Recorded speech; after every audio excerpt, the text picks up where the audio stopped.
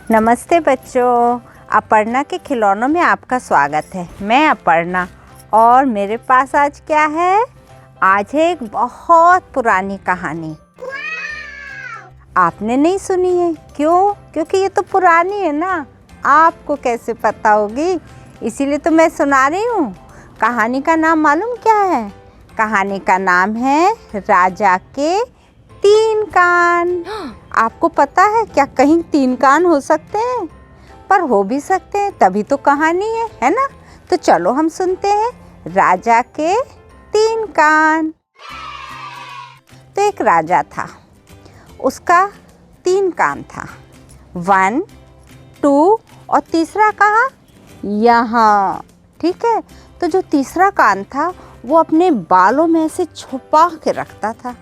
तो उसके बाल धीरे धीरे इतने बड़े बड़े हो गए, इतने बड़े बड़े हो गए। अब राजा की शादी का टाइम आया। जब शादी होने लगी तो सब लोग कहने लगे, भाई अपने बाल तो सेट कराओ, अपने बाल तो ठीक कराओ, इतने बड़े बाल हैं, कैसे अच्छे नहीं लग रहे हो तुम तो। उसको भी मन था बाल कटवाने का, बहुत दिन से उसने बाल ही नहीं कटवाए थे। अब वो क्या करे? तो उसने गांव में खोज करी कि कौन सा सबसे अच्छा नाई है। नाई जानते हो कौन होता है? जो बाल काटता है उसको नाई कहते हैं। तो नाई कौन सा है उसने ढूंढा, उसको एक नाई मिला, उसका नाम था ढपला नौआ। तो जो ढपला नौआ था उसकी एक आदत बहुत बुरी थी, वो सारी बात ढप ढप ढप ढप करके सबको बता देता था। जिसका भी बाल काटता था उससे उसका हालचाल पूछता था और जाके सबको बता देता था। पर नाई बहुत अच्छा था, वो बाल बहुत अच्छे काटता था। तो राजा ने एक तरकीब सोची, उसको अपने घर बुलाया, एक बंद कमरे में ले गया और वहाँ टेबल पे एक बड़ी सी तलवार रख दी। अब ढपला नौआ डर गया, बोला ये तलवार क्यों रखी है? महाराज, महाराज की जय हो, महाराज आपने ये तलवार क्यों रखी है? मैं आपके बहुत बढ़िया बाल काटूंगा। महाराज ने कहा वो तो ठीक है, पर बाल काटने के साथ साथ तुम इस तलवार को याद रखना, अगर जरा भी गड़बड़ हुई तो तुम्हारी गर्दन धड़ से अलग। उसने कहा अच्छा, ये तो बहुत गलत बात है साहब, क्या गड़बड़ी होगी? मेरे तो हाथ पहले ही कांप रहे हैं, अब तो पक्का गड़बड़ होगी। बोले बाल काटने की बात नहीं है, बाल चाहे तुम गड़बड़ भी काट दो, परंतु एक बात याद रखना। बोला क्या? बोले मेरा एक सीक्रेट है, उसको कहीं भी नहीं बोलोगे तुम, मंजूर है? बोला हाँ जी, हाँ जी, ये तो मंजूर है, मैं किसी को बात नहीं बताऊंगा, मैं तो कभी किसी से कुछ कहता ही नहीं हूँ, मेरी तो आदत ही नहीं है इधर से उधर करने की। राजा मन ही मन मुस्कुराया, उसको पता था, पर उसको ये भी पता था कि अगर राजा से वो डर के रहेगा तो वो अपनी बात किसी से नहीं कहेगा। राजा ने कहा तो ठीक है, चलो मेरे पहले बालों में कंघा करो। जैसे ही उसने बाल ऐसे ऐसे ऐसे करे, उसको समझ आ गया कि राजा का सीक्रेट क्या है। उसने धीरे धीरे करके बहुत सुंदर बाल काटे और यहाँ से थोड़े बाल ऊंचे कर दिए, जिसमें राजा का कान ना दिखे। राजा भी खुश, नाई भी खुश, घर आ गया। अब शाम होते होते नाई के पेट में बात उथल पुथल, किसको बोलूं? राजा के 3 कान, किसको बोलूं? राजा के 3 कान।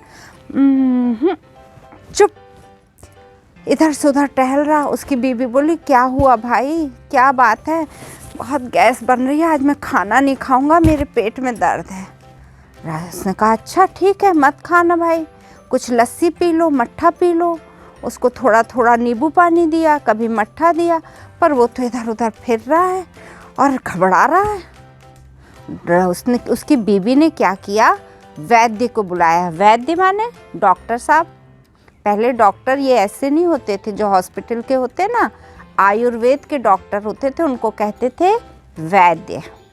तो वैद्य जी को बुलाया। वैद्य जी आए, उनने पेट की जांच करी, हार्ट की जांच करी, नब्ज़ देखी। पुराने वैद्य ऐसे नब्ज़ देखते थे, और नब्ज़ देखी और बोले इसके तो पेट में कोई बात है जो ये बहुत दबा रहा है, अपनी बात बोल नहीं रहा है, इसीलिए इसके पेट में दर्द है।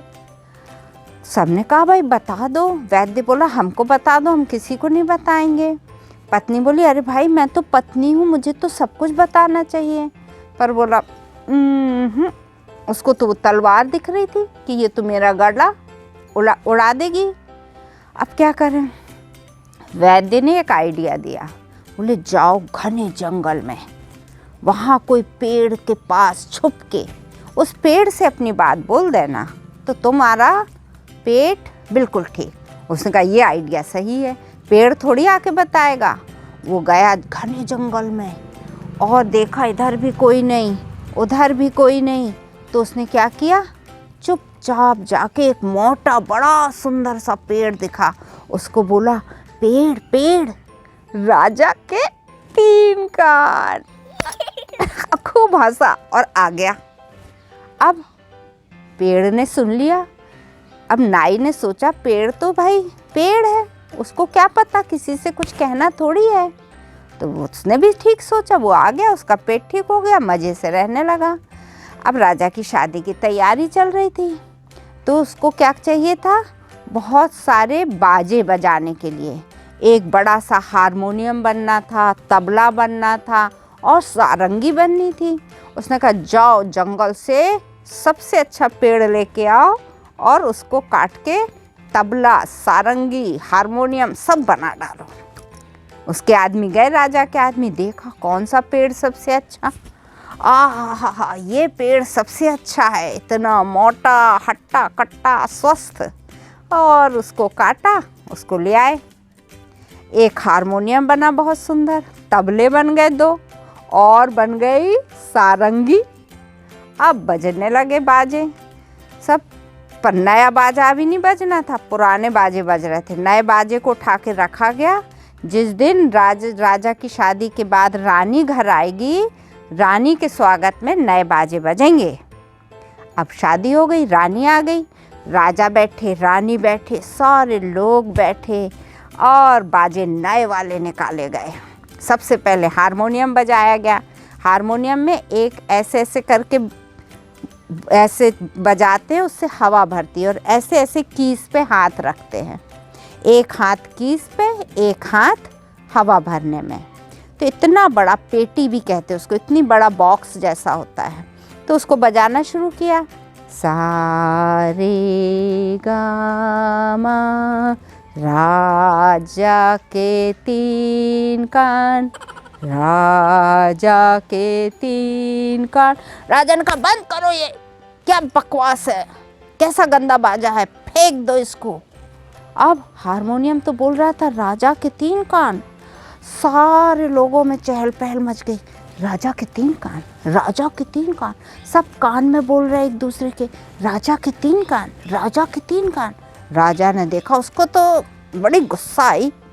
अब रानी ने भी देखा, नई नई रानी थी, पर रानी बहुत समझदार थी। उसने राजा के हाथ पे ऐसे धीरे से हाथ रख के कहा कि शांत रहो, गुस्सा मत हो। राजा शांत हो गया, बोला तबला बजाओ। तबला आया, धक्के नक्के नक्के दिन, धक्के नक्के नक्के दिन, तुझसे किने कही, तुझसे किसने कहा, तुझसे किने कही, तुझसे किसने कहा। सब सभा चुप। राजा बोला बंद करो ये तबला, फेंक दो इसको भी। तबला भी फेंक दिया गया। अब जो ढपला न हुआ था, उसको भी वही था महफिल में, वो भी था। उसको तो डर लगा, अब मेरा नाम आएगा, क्या करूं, कहाँ जाऊं, आज तो मुझे मरना है। चुपचाप बैठ गया आके सामने कि अब तो राजा मुझे मारने ही वाला है। अब राजा ने कहा सारंगी लाओ। सारंगी आई, सारंगी बजाने लगे ऐसे ऐसे ऐसे, टे टे टे टे टे टे टे टे टे। मुझसे ढपला नौआ ने कहा, मुझसे ढपला नौआ ने कहा। राजा ने कहा बंद करो सारंगी, बुलाओ ढपला नौआ को। आ गया ढपला नौआ। बेचारा तो पता ही था कि आज तो मुझे मरना है। राजा ने तलवार निकाल ली। रानी ने कहा अरे रुको रुको राजा साहब रुको, आज हमारी शादी का दिन है। इतने अच्छे दिन में अगर किसी को मारोगे तो हमारी शादी तो बेकार हो जाएगी। शादी के दिन कहीं कोई किसी का मर्डर करता है नहीं ना, फिर आप किसी को मारो मत। कोई बात नहीं, आपके 3 कान है तो ये तो अच्छी बात है, आप अपनी प्रजा की बात ज़्यादा सुन पाओगे। देखो रावण के तो 10 सिर थे, सबको पता था, वो डरता था क्या? आप भी मत डरो, आपके पास 3 कान है, आप और अच्छे राजा हो। सारे राजा 2 कानों से अपने प्रजा का दुख दर्द सुनते हैं, आपके तो 3-3 कान हैं, आप बहुत अच्छे राजा हो। राजा की समझ में बात आ गई, उसने कहा बिल्कुल सही है। उसने कहा अब मेरे ऐसे बाल काटो ढपला नौआ कि मेरा तीसरा कान सबको दिखे। ढपला नौआ ने ऐसे बाल काटे कि उसका तीसरा कान उसके सिर पे दिखने लगा। राजा खुश, रानी खुश, प्रजा ने तालियां बजाई, बोले राजा साहब की जय। किसी ने नहीं कहा आपकी राजा के 3 कान, क्योंकि अब तो सबको पता था। जब हम कोई बात छुपाते हैं, किसी चीज़ को सोचते हैं कि ये ऐसा क्यों, हमारा काला रंग क्यों, हम मोटे क्यों, हम पतले क्यों, तो हम इसमें गड़बड़ करते हैं। हम जैसे हैं वैसे अच्छे हैं, मन अच्छा होना चाहिए। राजा का मन बहुत अच्छा था, उसने इसीलिए नौवे को माफ़ कर दिया। रानी बहुत समझदार थी।